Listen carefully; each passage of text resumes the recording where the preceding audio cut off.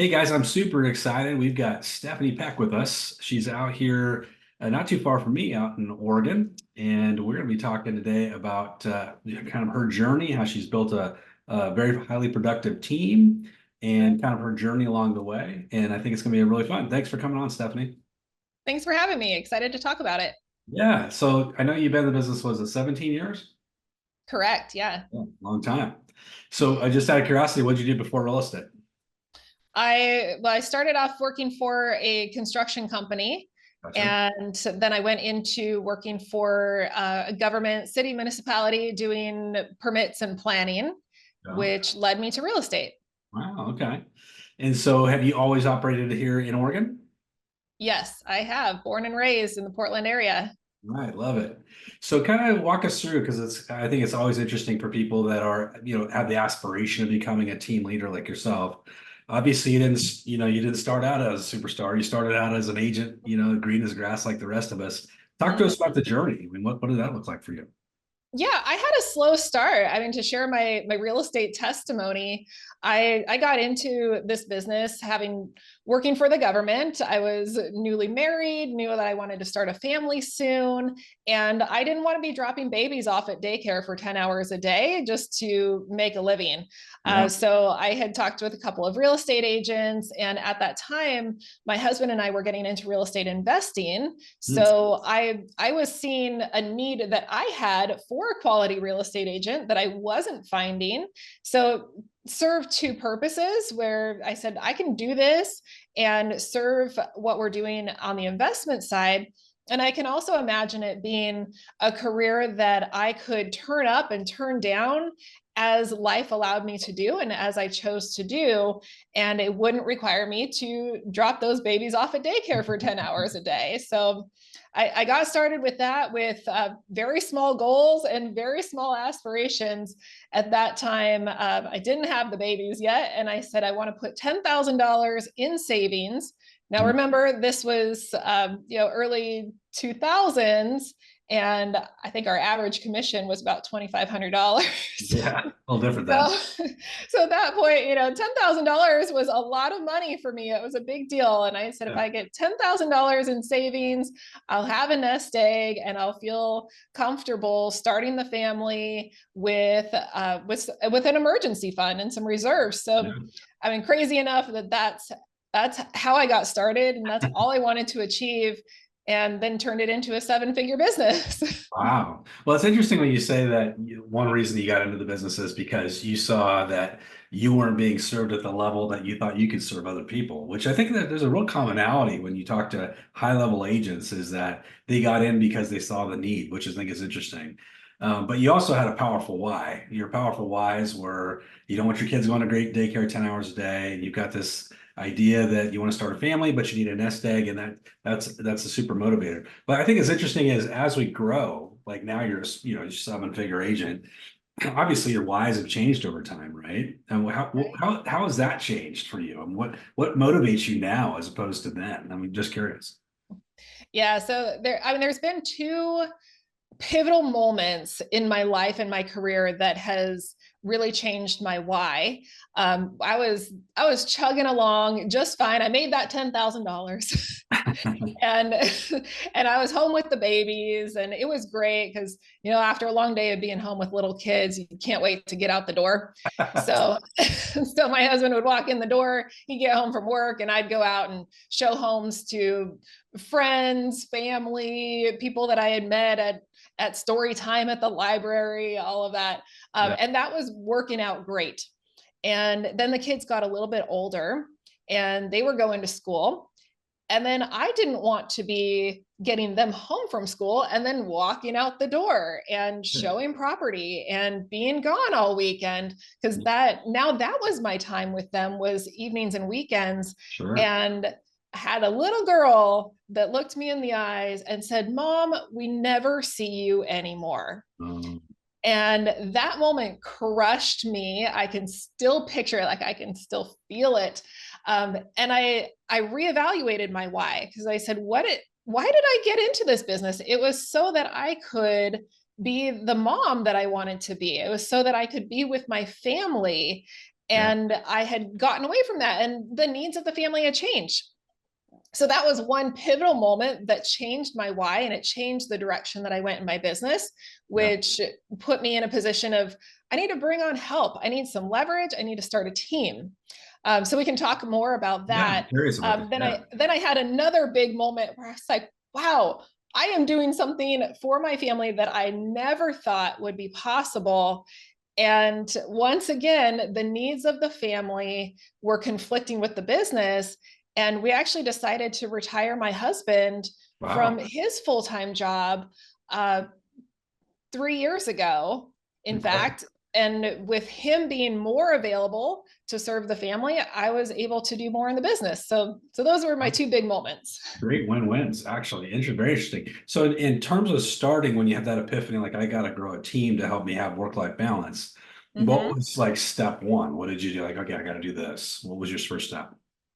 Well, I started doing a lot of research into the model. Yeah. What they tell you is the first step to building a team, and and that wasn't really serving me, because every person will tell you the first thing you do is hire an assistant. Yep. I thought, well, that's not the work that I'm trying to get off of my plate. I Mhm. was still okay with uploading paperwork after the kids went to bed, and I was still okay with creating my own flyers. What I did is I made a list of things that I want to continue doing and things that I don't want to continue doing. And the biggest one for me was the showings. It was showing buyers around. So I went a little off model and I hired a showing assistant. So Gotcha. that was my first person that I brought on. It was like, I need my time back. I need Yeah. my time with my family back. And I need to not be on call for buyers as much as I was. Got it. So I brought So, that person on and gave me a little bit of time back. so as for people that don't know what a showing agent is, a little bit different than a buyer's agent where you typically hand off a buyer at some level. Showing Mhm. agents doing the showings, and then are you stepping back in for negotiation and taking them through the process? Is that how it worked for you? Yeah, I was the Yeah. typical agent that doesn't want to give up control, and that thought, well, no one could do it as good as me, and my clients love me and only me. I mean, I sang all of those songs. Yeah, so I had somebody that I was still researching the properties, finding the properties, first point of contact, and someone else was opening the door, walking them through the house, answering questions as she could, but mostly documenting that. And then after the showing, calling me, here's what they said, here's what they need to know. And then I took it over again from there, and I wrote the offer and did all the negotiations. And then she would go out, sit at the inspection, but I would still do all of the negotiations for that too. Would she get and you don't have to say the specific numbers, but was she getting a split or was she an hourly person? Yeah, she was getting a split, Okay. just on the transactions that I had assigned to her. So Mhm. she wasn't doing all of them. I mean, again, slowly giving up control. It was a slow process. So yeah, we just partnered, and she got a split, and then she got some bonuses, so that she was incentivized to actually sell the house, not just open the door and stand in the corner and texting.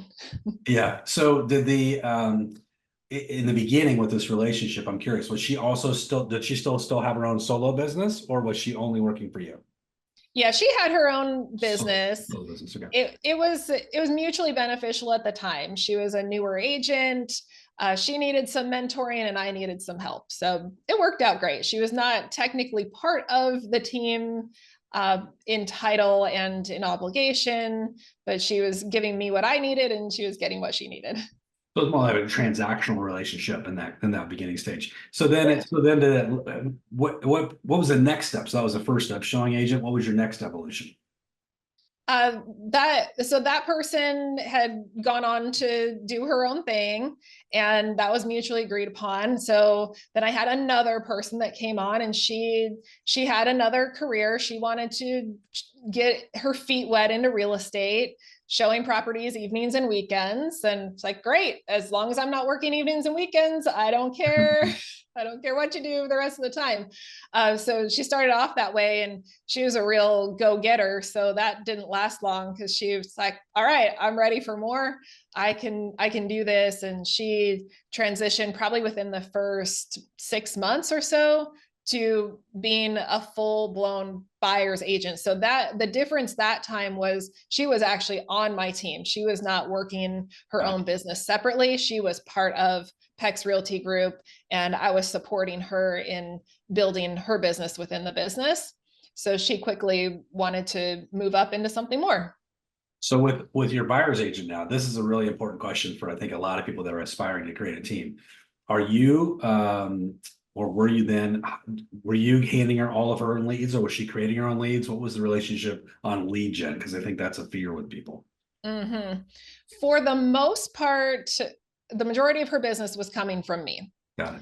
I did support her in marketing to her database, teaching her scripts. We did everything together. So all of the database work, community events, everything that I did, she was a part of. So she was building her own reputation within the branding of the team. Got So it. that as time went on, and as she got more credibility in the business and with the people that she knows, then she was able to start bringing on more business for herself too.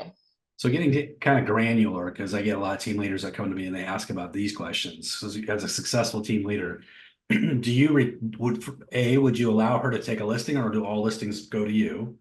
And then B, when she would bring somebody to the table from whatever source, doing an open house or meeting them outside, did that person become a part of your database, or were they a part of her database? I'm just curious on both those fronts. Yeah. And I'm always trying something different on that too, and always trying to find the right fit. So at that time, which is actually still pretty consistent with how we do it now, at that time, she was a buyer's agent. So if she had a listing opportunity, I was working that, and then she was essentially getting a referral fee for that. And that way she could focus on what she was really good at, and I could focus on what I was really good at. And that worked 99% of the time. Everybody was happy with that.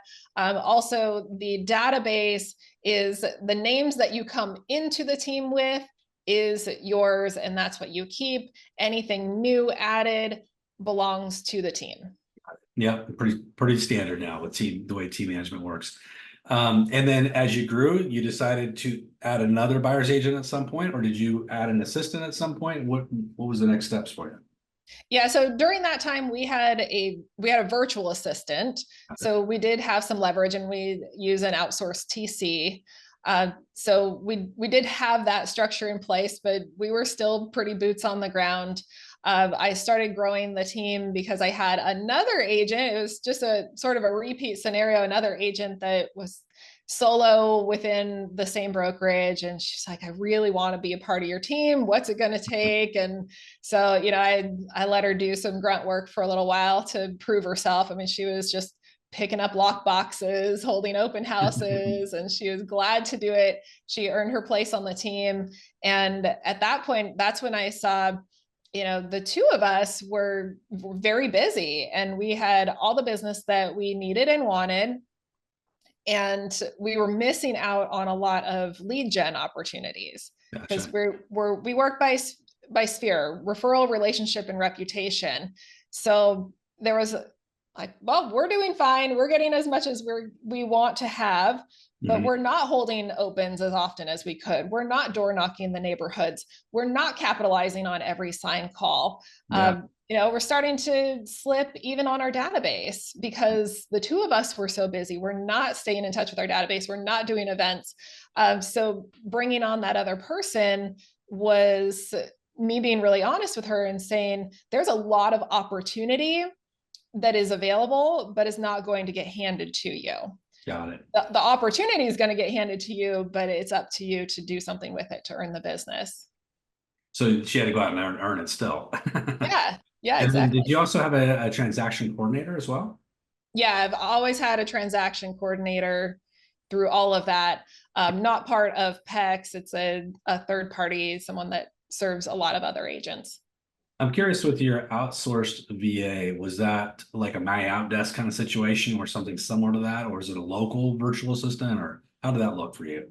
It was actually somebody that I knew that had worked for a large team, and she moved Got it. and wanted to continue in the business. So she was just doing all the same things that she was doing for a larger team, just not physically here with us. Okay. And today, does your team still look the same? Two buyer's agents, virtual assistant, and TC. Is that what you're running today? Yeah, so we have a full-time in-person director of operations now, and outsourced TC, still the same person. And I have transitioned my team members to listing specialist and buyer specialist now. So the Interesting. original buyer specialist moved up to be the listing specialist, and then the other person that was generating her own business through opportunities, now she's getting the majority of the buyer leads. Because I wanted to do something bigger and do something more than just listing. So I started positioning them to take over more. That freed me up and gave me more leverage to now start building the team and building some other businesses. So I'm interested when, because this is another big question that comes up is the fear point is, and again, it's giving up control, but when somebody calls you and says, "Hey, Stephanie, I want you to list my house," um, do you say, "Oh, well, I've got a team member that's going to do that for you"? What's that conversation look like to be able to smoothly hand that off to someone else on your team? It depends on where it comes from. Yeah, So if it's someone that personally knows me, they've worked with me in the past, they are expecting the Stephanie experience. We will go on the appointment together, got it. and that's where I make the introduction, and then I let them know, hey, some things have changed since last time we worked together. And they're usually like, oh yeah, I know, because I've been following you and I see how much business you're doing now. And Right. so I mean, our faces are on all the marketing together, so they're not surprised that someone else is going to be involved. And then I just explain to them who does what and what everyone's roles are now. And as long as they're getting what they want, they really don't care who's actually doing it. Yeah. Yeah. It's just like the doctors, you come in at the last second, but most of the time they're handled by the team.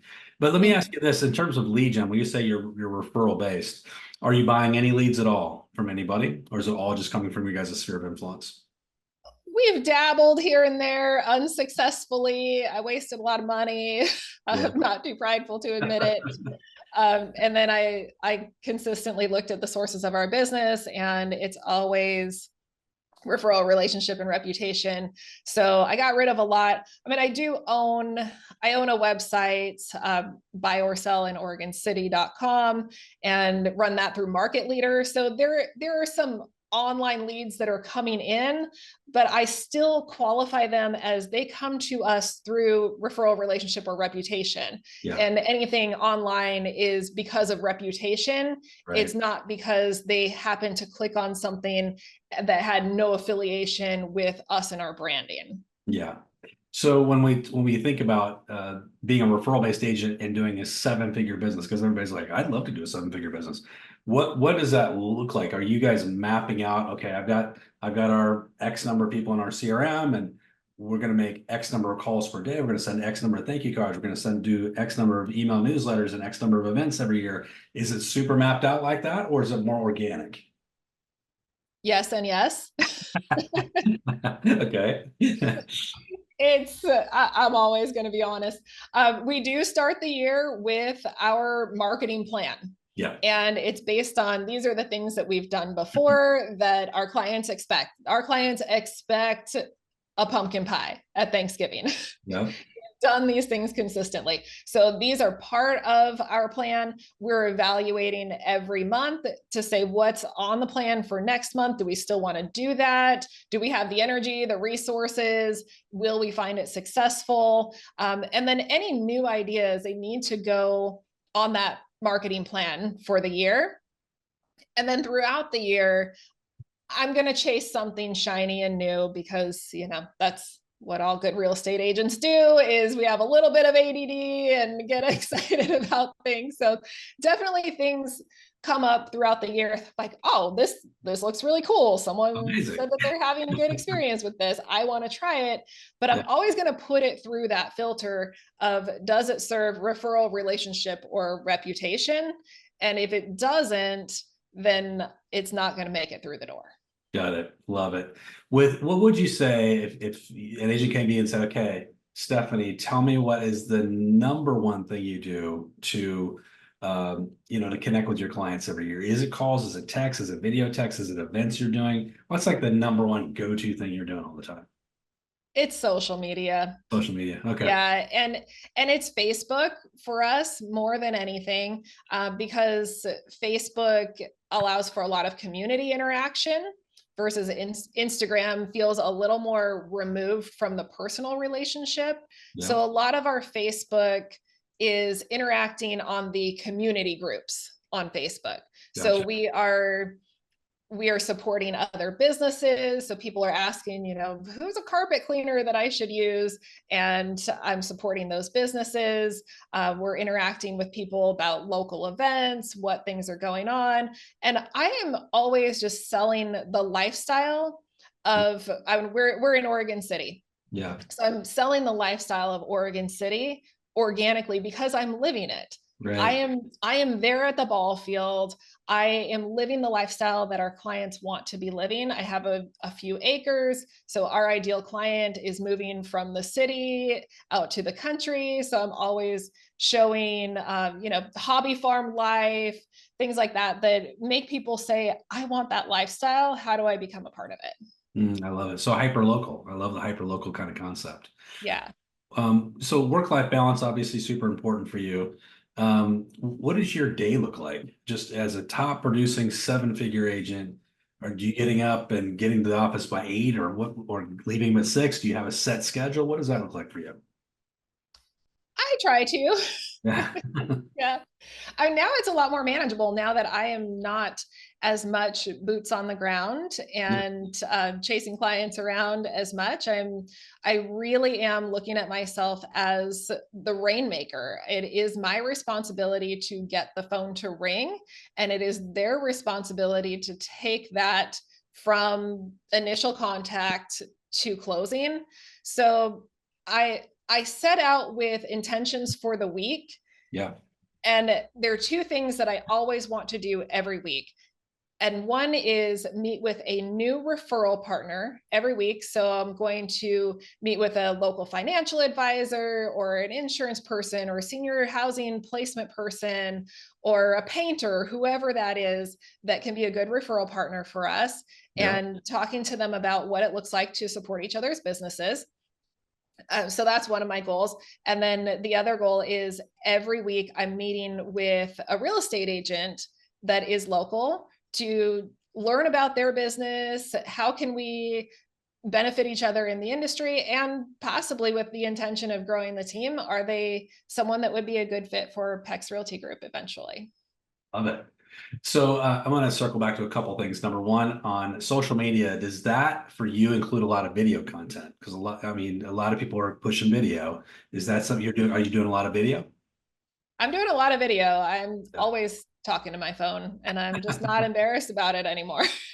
So is it, and this is another question that comes up because people get all caught up in it. Is it just with your phone, I'm recording and I got a little microphone, that's what I'm doing? Or is it more, hey, I got a team coming in and recording me professionally? Or is it both? 99% of the time it's on my phone, just walking around, talking and making videos of, hey, check out this listing, check out what I'm doing, or we're here at this park, we're going on this hike, whatever it is.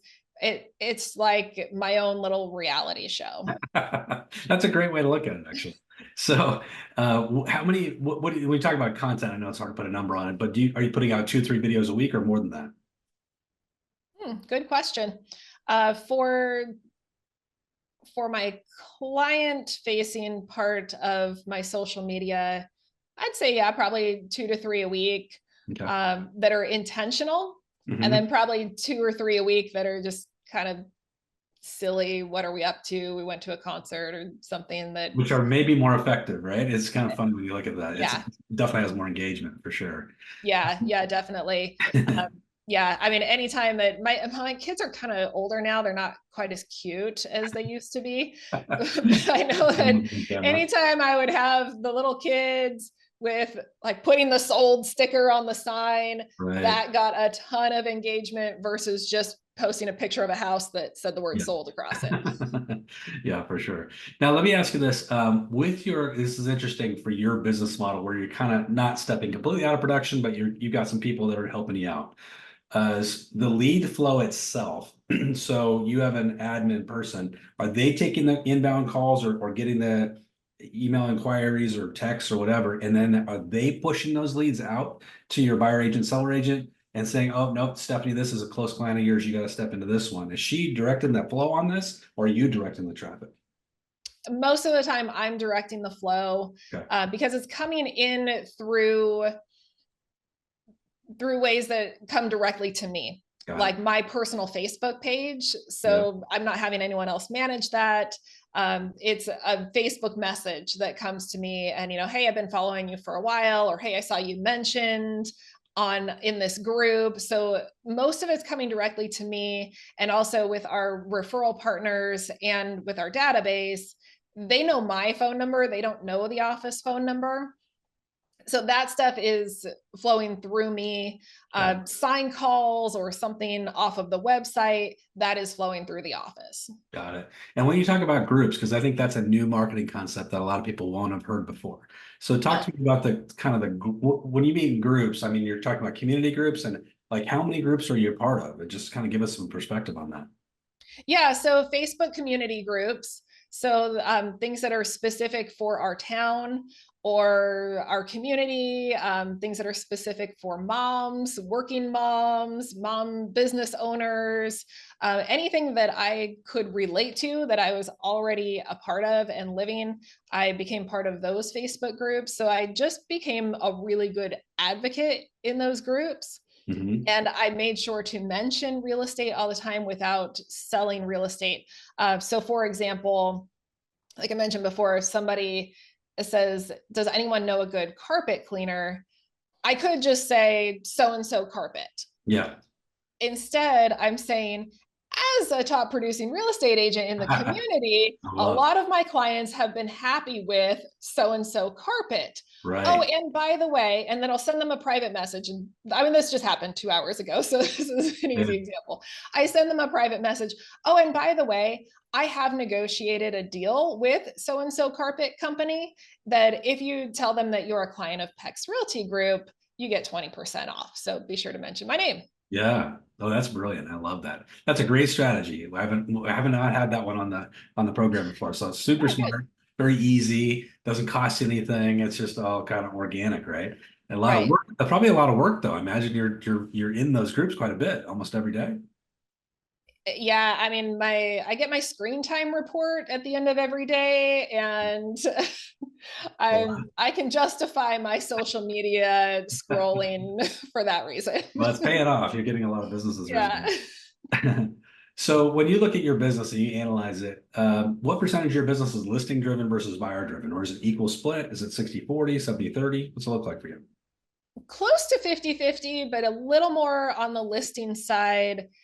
In the last several years, we have had a lot of relocation. Yeah, And in the area that we're in, we've had a lot of political relocation. right. So there have been a lot of, which kind of it's rough because those are my best clients and referral partners that are leaving Right. the state. So Yep.